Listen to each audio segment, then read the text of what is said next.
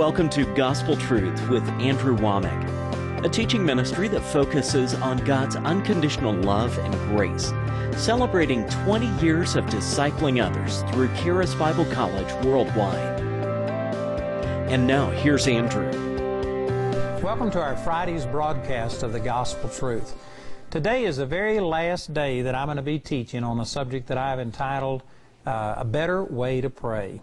I've been teaching on this for either 4 or 5 weeks now, and I tell you, there's still a lot more I could say, but we've covered basically the material that's in this book, and this teaching is a life changer. I tell you, if you don't understand the basics that we've talked about in here, it's going to lead to many, many problems in your relationship with God. And I've specifically entitled this, A Better Way to Pray. I understand that not everybody prays this way. There was a time that I used to pray totally differently, but I didn't get as many good results. It wasn't working as well. I've discovered a better way to pray. This may not be the best way yet. I'm still learning, but what I've learned has certainly impacted me, and I know that this would change you. And today is my last day to make these materials available. I not only have it in English, but I have it in Spanish in the book, and then we have a study guide and DVDs and CDs. And I encourage you to please go to the effort. I know that a lot of people are doing other things and you forget, so you just need to go to the effort of requesting this and getting it today. Today will be our last day to make this offer over television. I've been talking from Daniel chapter 9 and chapter 10, how that Daniel prayed 2 prayers, and one prayer in the 9th chapter, one prayer in the 10th chapter. In the 9th chapter, it took 3 minutes for his answer to prayer to manifest. And in the 10th chapter, it took 3 weeks. And people think, why did God do that? God didn't do that. Both messengers, when they appeared unto Daniel, said, from the first day, God answered your prayer. So God answered both prayers instantly. It wasn't God who didn't come through and it wasn't faithful. He wasn't the difference in these things. God was the same. But in the 10th chapter, there was a demonic opposition against God's answer to prayer, and Satan was able to block Daniel from receiving this prayer for 21 days. And what I've been teaching this last week is that prayer is a process. God moves instantly. If you ask, God does give it. God gives it to you, but there are things that have to happen for it to come into physical manifestation where you can perceive it and see it. But in the spiritual realm, there's a lot of stuff going on. I've used this example, which it's the first time I'd ever done it, and I thought it was really good that when you download something on the internet or a file on your computer, you have this little thing that comes up and it starts showing downloading, and it shows you where you are, what percentage or how many megabytes or whatever are still to go, and it shows you the progress that you're making. If you could just get a visual picture of this, that when you pray, boom, at that moment, God starts downloading your answer to you, but it could take a period of time for that transaction to be complete. And most people don't think this way. They think God can just instantly do things, but there are things involved. Sometimes it's demonic. Sometimes there are things in us that are hindering the things of God. Like, for instance, the man who tried to get the demon cast out of his boy. He said, if you can help us, do anything, help. And Jesus said, all things are possible to him that believes. And the man said, Lord, I believe. Help my unbelief. In other words, he had faith, but he was wavering in his faith, and that can be a hindrance, and the Lord had to help him to overcome that. So there's just a lot of things involved. Let me give you an illustration here out of Mark chapter 8. And in verse 22, this is one of the most unusual experiences recorded about Jesus in the Bible. And it says in Mark chapter 8 and in verse 22 that he cometh to Bethsaida, and they bring a blind man unto him, and besought him to touch him. And he took the blind man by the hand, and led him out of the town, and when he had spit on his eyes, and put his hands upon him, he asked him if he saw aught. And he looked up and said, I see men as trees walking. After that he put his hands again upon his eyes, and made him look up, and he was restored, and saw every man clearly. And he sent him away to his house, saying, neither go into the town, nor tell it to any in the town. Now, as I said, this has to be one of the most unusual occurrences. This is an instance where Jesus actually prayed for a person twice, and it's the only instance that he would ask somebody after he prayed for him, says, "Tell me, can you see? Did it work? Is there a manifestation?" Now, this is very unusual, and there's a lot of things to learn in here. First of all, in verse 22, it says, "He came to Bethsaida, and they bring a blind man unto him, and besought him to touch him. And he took the blind man by the hand and led him out of the town." Now, why did he do this? I've literally heard people say before that Jesus just did weird things. He would do things differently so that nobody could make a formula and establish a pattern out of it. God is just totally random. You never know what God's going to do. I believe that that is completely inconsistent with the God who created this universe, and there is such order. It is so precise that you can predict where everything in the universe was 10,000 years ago. You can predict where it's going to be in 10,000 years if the Lord tarries. I mean, everything is so precise, it is so orderly. To think that a God who created such order is himself disorderly and unpredictable is inconsistent. I believe that when he grabbed this man by the hand and took him out of the town, there was a reason for it. Jesus was in such demand. People were pressing on him. I mean, he couldn't go anywhere. And to take a man by the hand and walk out of town, you know, I don't know how far this was, but let's say it was a mile. You know, to get through the town and out of town, if it was a mile, if it was 2 miles, well, then that's at least probably 15 to 30 minutes. And he was in such demand to take 30 minutes out of his schedule and just grab this man by the hand and walk out of town. I can guarantee you that wasn't random. There was a reason for it.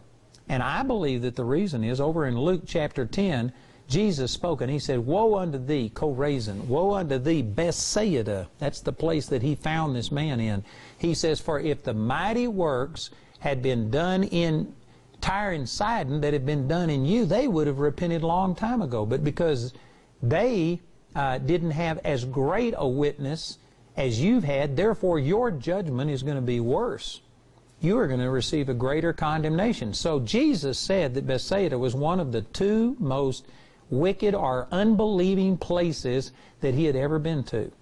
And I believe that that's the reason he grabbed the man by the hand and took him out of the town, is because the unbelief of other people could be a hindrance and stop the healing power that God wanted to flow towards this man from manifesting. I know some of you think, "Oh no, Jesus could do anything he wanted to." Over in Mark chapter 6, let me just read this to you. In Mark chapter 6 is where Jesus was in his hometown, and because the people knew him, they had seen him, they grew up with him, they rejected him, and Jesus said, "A prophet is not without honor, but in his own country and among his own kin and in his own house." And in Mark chapter 6, verse 5, it says, "And he could there do no mighty work, save that he laid his hands upon a few sick folk and healed them, and he marveled because of their unbelief." Now notice, it says, it didn't say that he wouldn't do any mighty work. It said he couldn't do any mighty work. Now that is really significant. Over in Matthew chapter 13, this same instance is recorded, but it's worded just a little bit differently. And here in Matthew chapter 13, verse 57, it says, "They were offended in him, but Jesus said unto them, A prophet is not without honor, but in his own country and in his own house. And he did not many mighty works there because of their unbelief." Over in Mark chapter 6, verse 5, it says he could do no mighty work. And you put these together, Mark says he could do, not that he wouldn't do it, he couldn't do it. And Matthew says it was because of their unbelief.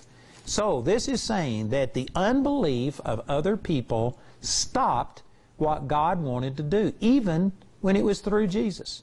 Now Jesus was perfect. Jesus was sinless. There was no fault, there was no sin, there was no failure in him. He was absolutely perfect, and yet the Son of God, operating in the full measure of the power of God, could not do miracles when other people's unbelief was around. And I know that there's people watching this program that this just rubs you the wrong way. You're saying that God is limited, that God is left. No, I'm saying that God is almighty, but He has chosen to not force Himself on anybody. If you doubt, you can do without. You have to believe in order to receive. God doesn't force Himself upon you. That doesn't speak against His almightiness. He is almighty, but He has chosen not to violate our free will. And we have to cooperate. You can look at people in the Old Testament, Elijah, Elisha, in the New Testament, Peter. When they raised people from the dead, they sought seclusion. When Jesus raised Jairus' daughter from the dead, all of the people who were mocking Him and laughing at Him in Mark chapter 5, He put them out. And He wouldn't let them in. He only let the father and the mother of the child and 3 of His disciples in, and then He raised her from the dead. This is a consistent thing, that when you are releasing the supernatural power of God, the unbelief of people around you can affect the results, even if you are operating perfectly the way that Jesus was. So, based on all of those things that I said, I believe this is why He grabbed the man by the hand and took him out of the town, is because He realized that Bethsaida was one of these 2 most ungodly, unbelieving places he had ever been, and if he left the man in the town and tried to minister to him, he was going to have trouble getting this man healed. Not because God didn't give, not because Jesus didn't believe, but because the unbelief of other people hindered things. I tell you, there is a direct parallel here to many people who are watching this program. There are some of you who watch me and other people, and you get faith and you believe God wants to heal and do miracles, and yet you go to a church that teaches against all of this stuff, that ridicules it, calls me and other people false prophets. How dare you listen to these people? And they are against everything you stand for. And here you are trying to believe for a miraculous healing, and yet you are around unbelief. Did you know, if you think that you can receive your healing like that, well, then you think you're better off than Jesus. Because Jesus could not do many mighty works because of their unbelief, and yet you think you can. It doesn't work that way. See, this is a hindrance that a lot of people just don't take into account, and they stay in these churches that are dead churches. And yet you stay there and you're trying to receive and can't understand what the hindrance is to your prayer. It could be the atmosphere. It could be the circle of friends that you have and all of the unbelief, and these things hinder the power of God. So Jesus knew this. He took the man by the hand to get him out of the town. But then, even though He got the man out of the town, He knew that there was still some of the town in the man. Some of the unbelief, some of the criticism and the things that made Bethsaida such a wicked place, some of those attitudes were still in this man. And so when Jesus prayed for this man, after He laid hands on him and prayed for him, He asked him what he saw. Now, this is the only instance where Jesus asked somebody He prayed for, about, so is it manifest? Do you feel healed?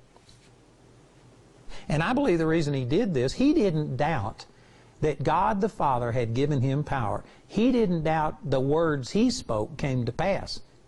See, He knew that it was a done deal in the spirit realm. The power was released, but to get something from the spirit into the physical realm depends on a lot of things. And doubt and unbelief can hinder the manifestation of God's power. The unbelief of other people around you can hinder the manifestation. And so even though Jesus was 100% confident that God's power was flowing through Him, that the healing had come to this man, He asked the man, could he see? And the reason wasn't to doubt, did God move? Did I operate properly? No, he knew what God had done, what He had done, but he was asking this man, how are you receiving? How is this going? Are you complete? And the man said, well, I can see men as trees walking. Now, prior to this time, he was completely blind. And so the very fact that he could see a little bit, if there was any doubt, which there was no doubt in Jesus, but if there had been any doubt, that should have taken all doubt out of the equation, and he should have just rejoiced. But instead, Jesus prayed for him again, not because he doubted that God had healed him. He didn't doubt the first time. And certainly he wouldn't have doubted after he saw such a miraculous partial healing, such a partial manifestation. The reason Jesus laid hands on him a second time was not because he was trying to get God to do something that he didn't completely do the first time. It wasn't because Jesus said, oh, I just didn't give it enough the first time. No, unbelief, other people's unbelief, doubt and fear, things like this, hinder the power of God, as it says in Mark chapter 6, verse 5. He could do no mighty works because of their unbelief. But he realized that if there was not a complete manifestation, the healing process had already begun, and that's evident because he could see men as trees walking. You know, many of you watching this program, you've never prayed for a blind person and you've never seen their eyes open, but I have. And I remember this one man that I prayed for, and he had a cane. He was absolutely, totally blind, couldn't even see light. And I prayed for him. He was a brand new Christian, had just been born again less than a week, first time he'd ever come to one of my ministry things.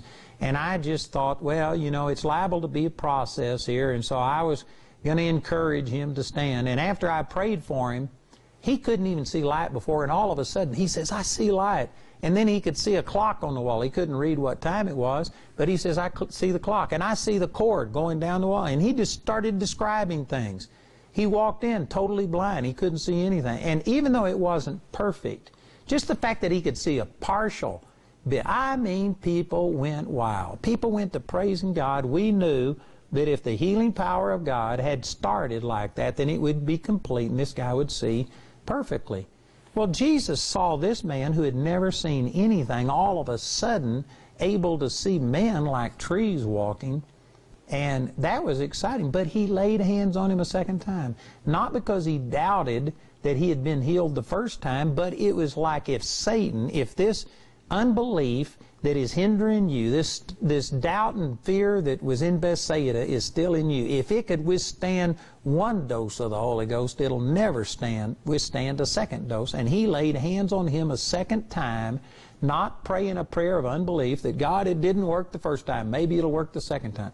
No, it was obvious that the power of God was at work in him, but he just didn't want to send this man back into an unbelieving situation with a partial healing, because the chances were that this unbelief would either cause this man to lose his healing, which in the 5th chapter of the book of John, he told the man who was healed at the pool of Bethsaida, he says, go and sin no more, lest a worse thing come upon you.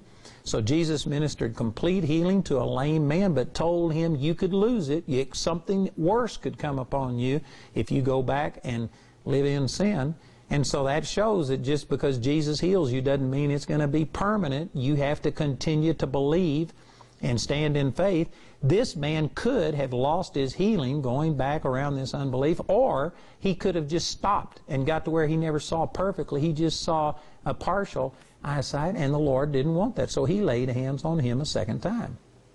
Boy, this is powerful.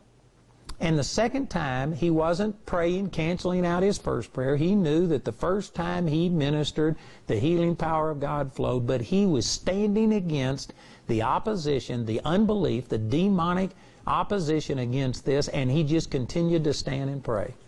Did you know I do this? I tell people that if I pray for them, I'll ask them, so how are you? Do you have any pain left? Do you still have the tumor? Do you have this? Do you have this? And I'll ask. And if you don't see a full manifestation, I'll pray with them a second time, and I'll take my authority, and I say, pain, I command you to go. Some people think, well, one of those two prayers was in unbelief.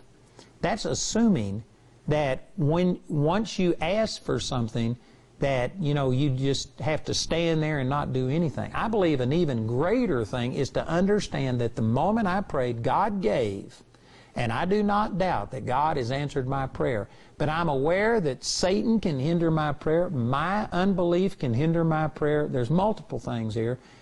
And if I know that, well then, I look directly at what the problem is, and if I do not see the manifestation of what I want, I will continue to pray, and I will start rebuking the devil. I'll pray for God to give me wisdom and revelation if I need to make any adjustments. But instead of ignoring something, I'll face it and deal with it. You know, earlier in the week I gave an example of having a ganglion cyst on my wrist, and I prayed over it. And prior to that time, I had prayed, and I'd believed that God had healed me. And the way I had tried to react to it was I'd just stick it behind my back. I'd stick my watch band over it, and I'd try and ignore it. And I was thinking that was faith. Well, that is more faith than praying, looking at the situation, and if you don't see the results you want, just saying, well, God didn't do anything.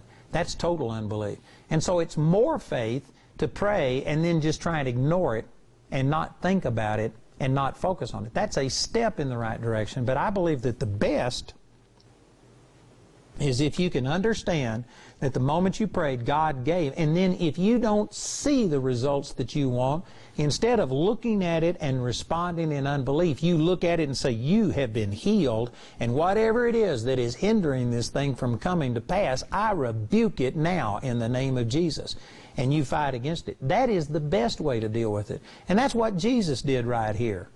He wasn't doubting that God had healed. He just was aware that there was unbelief in this man, and he had to help him over it. It would be easier for him to get a complete, full healing and keep it than to get a partial healing and try and continue to stand and believe God and work through it until he got the whole thing. And so Jesus prayed for him a second time. It's not wrong to pray over something multiple times if you aren't asking for it over and over. If you only ask one time and believe that you receive, then the rest of the time you are just enforcing what you believe God has done. And I'm not, Father, I don't doubt that you've healed me, but I still have a pain. I still have this. The doctor still says this. And so I'm healed, but I command my body to line up with this. See, you can pray that kind of prayer as often as you have a pain or whatever it is that you're dealing with. You know, I had a situation where I prayed with a guy who was blind. And after I prayed over him, I had him cover up his good eye and look through his bad eye. And I said, how many fingers am I holding up? And he couldn't even see light out of that eye. I had to turn his head and point it towards where my finger was. And immediately when that happened, I could just feel the unbelief in that room. So I dismissed the crowd. I sent the people home. And I said, those of you who are in faith and believe that God has healed him and that we're just going to stand and break whatever the hindrances are, you can stay and pray. And there was a few people that stayed and prayed. And anyway, we prayed for like 20 or 30 minutes over this guy. And every once in a while, I'd have him stop, cover up his good eye, and say, how many fingers am I holding up? And he couldn't even see my finger. And after about 20, 30 minutes of this, I was praying, and I said, God, I know that you've healed him. What is the hindrance? And I just had this thought come to me. He doesn't need a healing. He needs a miracle. And I had never thought of the difference between a healing and a miracle. And as I was pondering this, my associate, Don Crow, he said, God just spoke to me and said he doesn't need a healing. He needs a miracle. It was word for word what God spoke to me. So I stopped and I said, what's wrong with you anyway? And he said when he was a baby, he had an infection, and the doctor surgically removed the lens and the retina from his eye. He didn't even have the parts of his eye that he needed to see. And I said, well, you don't need a healing. You need a miracle. So then I prayed again, not doubting that God had released the power, but I was being specific, and I spoke with my words. And I put my hands over his eyes, and I said, in the name of Jesus, I command a lens and retina to come into this eye. Then I had him cover up his good eye and look, and I said, how many fingers do I have up? And he went, 1, 2. He could see.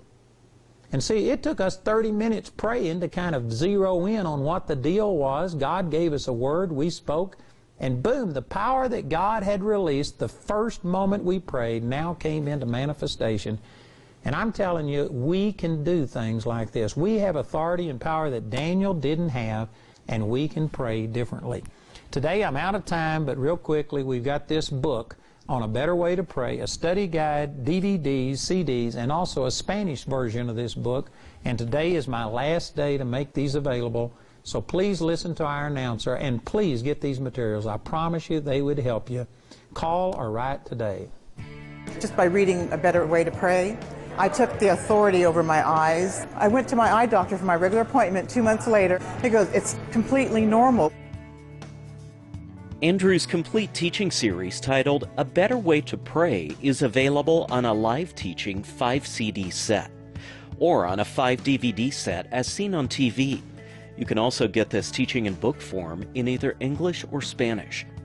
Now, for the first time, Andrew is excited to introduce a companion study guide that will deepen your personal understanding of this teaching. The study guide is also perfect for home groups and Sunday schools. You'll be able to print off the outlines and scriptures from this entire teaching from the PDF files on the data CD. these valuable resources are available for a gift of any amount. This entire series is also available for audio download absolutely free from our website. The fifth audio teaching in today's series is titled, Prayer is a Process. It's available for a gift of any amount when you write or call. We encourage everyone to give, but if you're simply unable to afford it, Andrew and his partners will provide this fifth CD free of charge. This is the last day we'll be offering this teaching, so be sure to respond today. To order this teaching or any other of Andrew's ministry materials, you can visit the AWMI website 24/7, write to us at the address on your screen, or call our helpline at 719-635-1111 Monday through Friday from 4:30 a.m. to 9:30 p.m. Mountain Time. We appreciate your generosity and hope to hear from you today.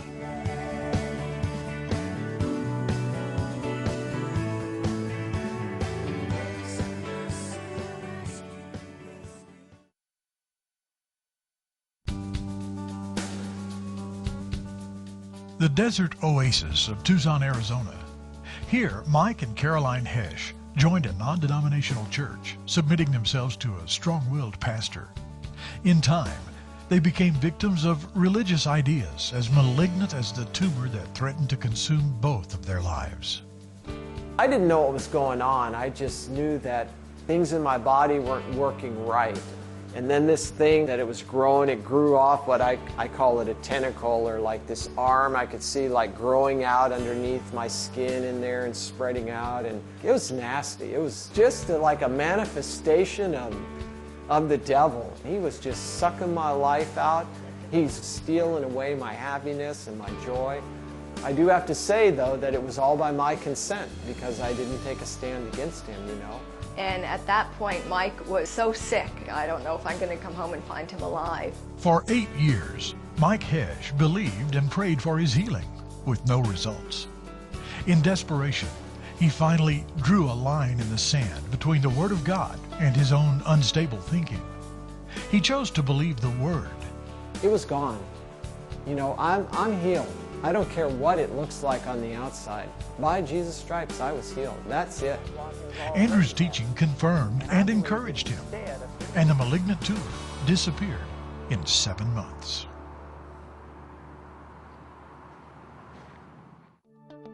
I'd like to give you an invitation to join me on Facebook, Twitter, Instagram, all of these social media things. This is brand new to me, but my staff is trying to pull me into the 21st century, and we have like 138,000 likes, whatever that is, on Facebook. And if you're into that, we post things that help you keep abreast of the ministry and what we're doing, and we would love to have you join us. So we have that number on your screen, or the contact, or what, I don't know, but it's there. And anyway, join us on social media, on Facebook, Instagram, and Twitter.